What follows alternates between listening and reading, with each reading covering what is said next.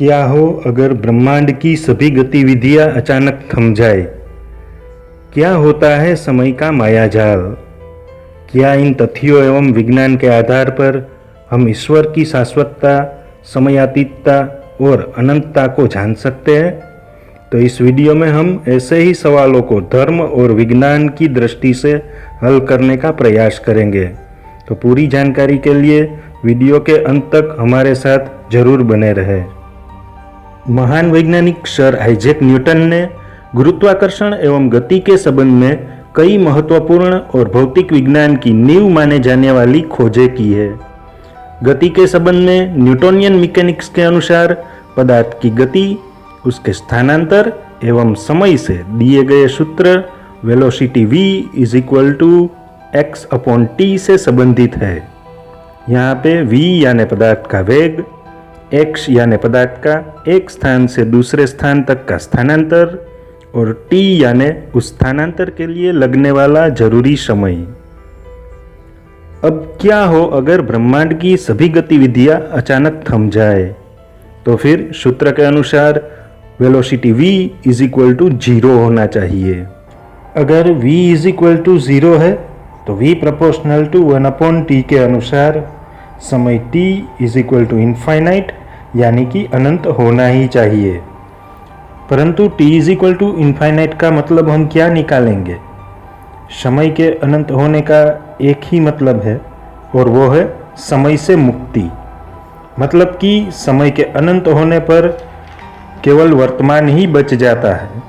भूतकाल और भविष्यकाल समय के अनंत होने पर बचते ही नहीं, बच जाता है तो केवल वर्तमान। परमात्मा के संबंध में इसका मतलब हम एक उदाहरण के माध्यम से समझ सकते हैं। मानो कि चित्र में दिखाई दे रहे टॉम एंड जेरी एक ही अपार्टमेंट में अलग अलग मंजिलों पर रह रहे हैं। एक ही अपार्टमेंट में रहने के बावजूद उन दोनों के लिए टाइम जोन अलग अलग होंगे, क्योंकि हमें जो समय मालूम पड़ रहा है वह हमारे हिसाब से रिलेटिव है। यानी कि हम जिस फ्रेम से देख रहे हैं उस हिसाब से हमें भूतकाल, वर्तमान और भविष्य का भ्रम होता है और साथ साथ सभी पदार्थों की गति का भी एहसास होता है। यह बात अल्बर्ट आइंस्टाइन ने अपनी थियरी ऑफ रिलेटिविटी में भी प्रूव की है कि समय एवं गति दोनों ही रिलेटिव यानी कि सापेक्ष है। अब मानो कि एक कार बिल्डिंग के पास से निकलने वाले हाईवे पर दूर से आ रही है, तो जेरी को पृथ्वी की वक्रता के कारण वह कार टॉम से पहले दिखाई पड़ेगी। मतलब कि टॉम के लिए वह कार अभी भविष्य में है, पर उसी समय जेरी के लिए वह कार वर्तमान में है।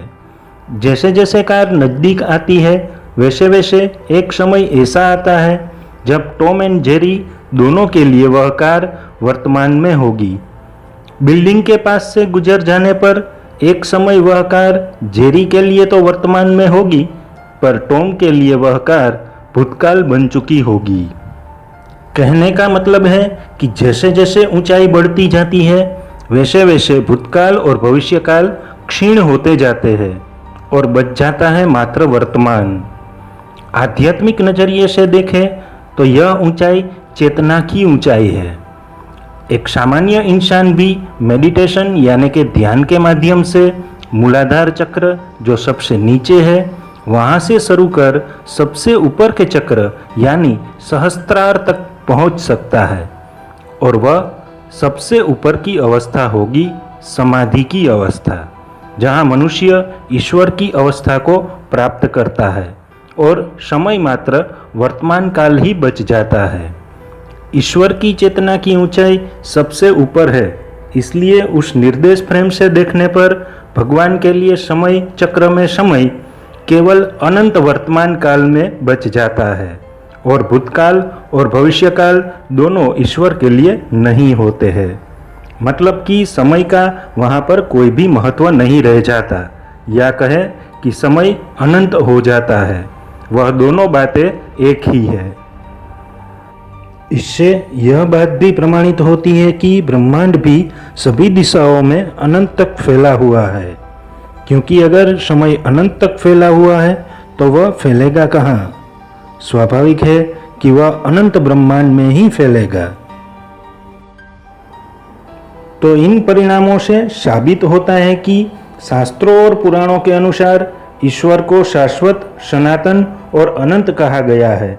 वह बिल्कुल ठीक है, क्योंकि अगर समय और ब्रह्मांड अनंत है तो ईश्वर सनातन और अनंत होगा ही। तो आशा है मित्रों कि आपको ईश्वर की शाश्वतता और समय के भ्रमजाल का ये वीडियो जरूर पसंद आया होगा। तो चैनल को लाइक, शेयर एंड सब्सक्राइब ज़रूर करें, क्योंकि समय समय पर मैं आध्यात्म विज्ञान, भौतिक विज्ञान जैसे टॉपिक्स पर वीडियो बनाता रहूँगा। तो मिलते हैं नेक्स्ट वीडियो में।